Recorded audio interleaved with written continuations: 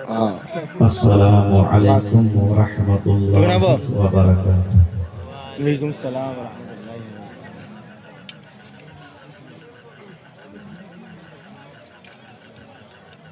ওয়া বারাকাতুহু। যারা দাঁড় হয়ে আছেন ভাই বসে যান না আপনারা। যারা দাঁড় হয়ে আছেন আল্লাহর রাস্তে বসে যান। দ্বীনি মাহফিল, দ্বীনি মজলিস, বসে যান আপনারা আল্লাহর রাস্তে।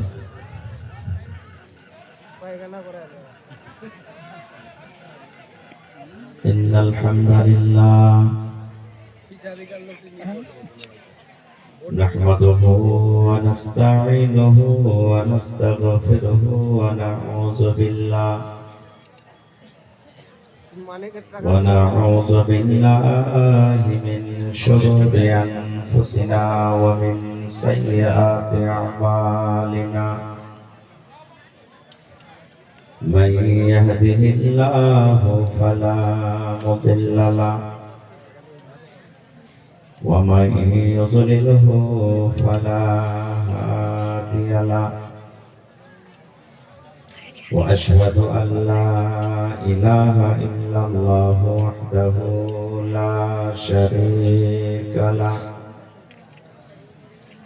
وأشهد أن محمدا عبده ورسوله أما بعد فإن خير الحديث كتاب الله وخير الهدي هدي محمد صلى الله عليه وسلم وشر الأمور محدثاتها وكل محدثة بدعة وكل بدعة ضلالة وكل ضلالة في النار. أعوذ بالله من الشيطان الرجيم. بسم الله الرحمن الرحيم. وإذا بشر أحدهم بالأنثى ظل وجهه مسودا وهو كظيم. وقال النبي صلى الله عليه وسلم الدنيا كلها متاع وخير متاع الدنيا المرأة الصالحة.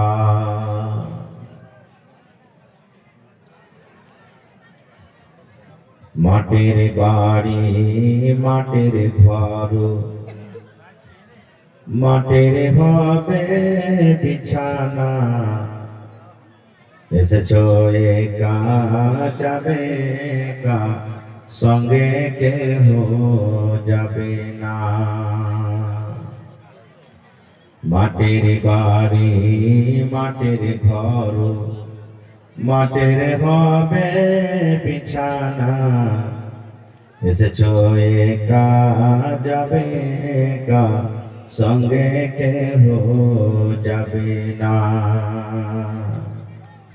কিন্তু সেদিন ডাক পড়িবে কবর মাঝে সইতে জোগাড় কিছু করছো বন্ধু তার মাঝে বিছাইতে।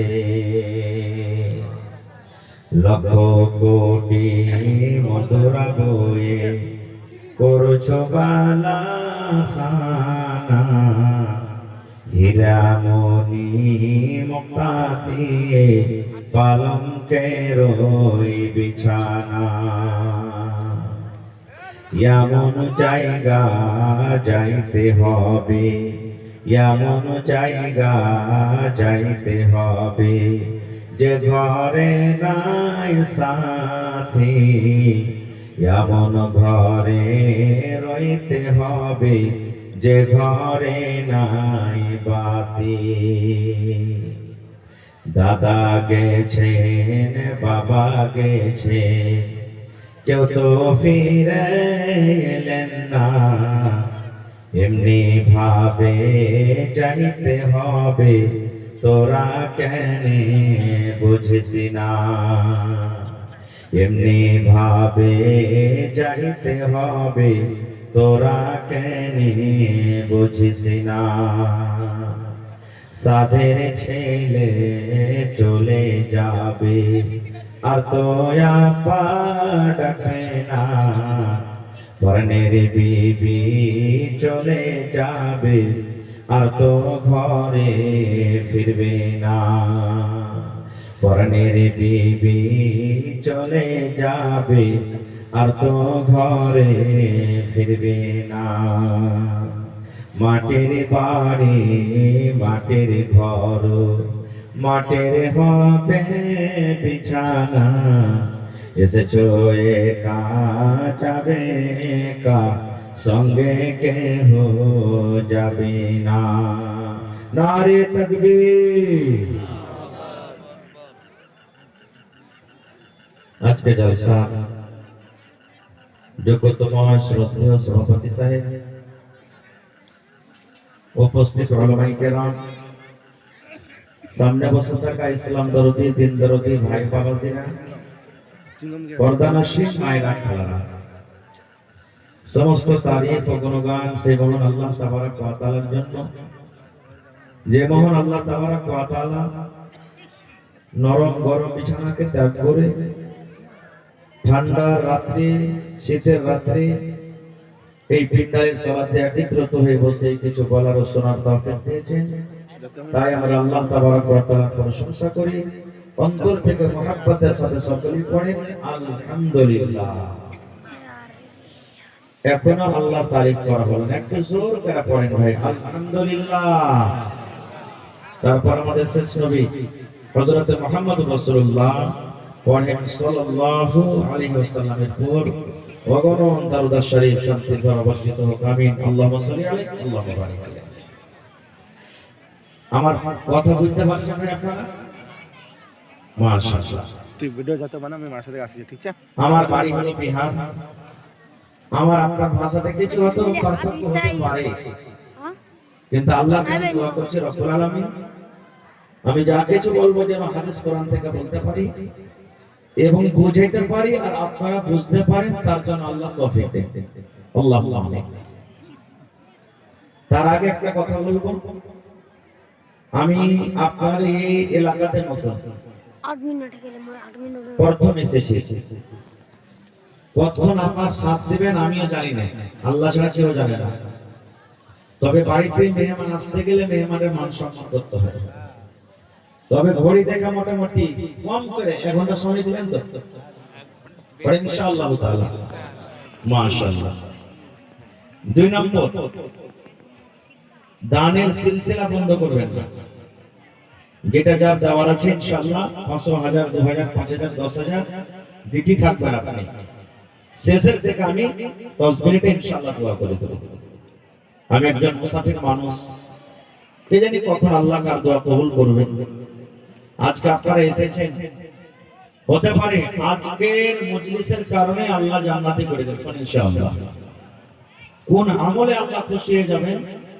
আল্লাহ ছাড়া কেউ জানে না আল্লাহ সাল্লাল্লাহু আলাইহি ওয়াসাল্লাম বলেছেন এক মহিলা একটা বিলাইকে মেরে দিয়েছিল বিলার পরে রাগ হয়েছিল ওকে বাইন্ধে রেখেছে খাইতেও দেয়নি পানিও দেয়নি ছেড়াও দেয়নি শুকিয়ে বিলাইটা মরে গেছে রাসূল বলেছেন জাহান্নামে যাবে একটা মহিলা ইমরাতুল ফাহিশা জেনা ব্যভিচার করত বেশ্যা নারী কুকুরকে পানি পান করালছে আল্লাহ আমলটাতে খুশি হয়ে জান্নাতি হয়ে গেছে পড়ুন সুবহানাল্লাহ তাই কবি বলছেন कितनी छोटी होने की उसे हल्की ना जान कितनी छोटी होने की उसे हल्की ना जान रब की बख्शिश के लिए कोई बहाना चाहिए अल्लाह को আমলে যা আল্লাহ maaf করে দিবেন আল্লাহ সাথে হয়ে যাবে তবে আজকে আমি মাইকম্যান ভাই করে আওয়াজ বাড়াएंगे আজকে আমি আপনাদের সামনে মা খালাদের সম্পর্কে একটা আয়াত তেলাওয়াত করেছি যেখানে সেখানে জালসা হয় আপনারা চলে যান। এরা বান্ধা মানুষ, কোন জায়গাতে যেতে পারে না। গ্রামে জালসা হয়েছে বলে এসেছে, নাকি দূরে খুব কমই যায় নাকি। এবং আমি যতক্ষণ থাকবো আপনাদেরকে প্রশ্ন করবো আর আপনাদেরকে জবাব দিতে হবে একটু জোর করে। ভাই মুসলমান, দুনিয়ার ভিতরে সব থেকে সস্তা জিনিস কি বলতে পারবেন? সব থেকে সস্তা জি পানি। মাশাআল্লাহ। কিনতে যাবেন তা হাফ লিটারের দাম কত? 10 টাকা। দেখেন আমার ভাই বলে দিয়েছে 10 টাকা। তো সস্তা কি হলো? আর বলেন কেন সব থেকে সস্তা? ওর কোন মূল্য দিনা আমরা? দামি দিনে জি। শ্বাস মানুষের শ্বাসের যখন পরবেলা হয়ে যায় ওকে আইসিইউতে ভর্তি করে রাখে, 2000 টাকা ঘন্টা বেতন হয় নাকি ভাই? হয় কি হয় না বলেন আপনারা? আর যদি একটু লাখটা ধরে থাকেন তো দুনিয়া থেকে ভালো করে আরাম পাইলে। হ্যাঁ জি, ঈমান। মাশাআল্লাহ, উনি বলছেন ঈমান। আল্লাহুস সামাদ। হযরত বেলাল রাদিয়াল্লাহু তাআলা আনহু যখন ইসলাম কবুল করেছিলেন, উমাইয়া বিন খালফ যেটা ওর মালিক, হাতে পায়ে দড়ি বেঁধে রোডে টেনেলে বেড়ালছেন, বলছে বেলাল তুমি ইসলাম ধর্ম ছেড়ে দাও, মুহাম্মাদের দ্বীনকে ছেড়ে দাও, তোমাকে আজাদ করে দেওয়া হবে, না হলে তোমাকে মেরে দেওয়া হবে। বেলাল কি বলেছিলেন জানেন? চাহে দম নিকল जाए এ বেলাল कहते थे, चाहे दम निकल जाए ए बेलाल कहते थे, मेरे मुंह से निकलेगा ला इलाहा इल्लल्लाह। কত বড় দামি জিনিস হলো, দাম জান চলে যায় কিন্তু ঈমান ছাড়বো না। তাহলে ঈমানটা তো খুব দামি হলো যে ভাই। দুনিয়ার ভিতরে সব থেকে সস্তা যার কোনো মূল্য নাই, এই যে দেখেন এরা অবলাধান আর বহিনেরা, মায়েরা, দিদিরা নাই। বলবেন কেমন করে যে মৌলানা? তাহলে আপনাদেরকে একটা আর প্রশ্ন করি, তাহলে বুঝতে পারবো। আপনাদের এলাকাতে যখন বিয়ে শাদী হয় তখন এগুলো দেওয়া হয়, এগুলো বুঝতে পারেন তো? হ্যাঁ, মোটরসাইকেল লেওয়া দেওয়া হয়। হ্যাঁ, তাহলে তো এখানেও আছে।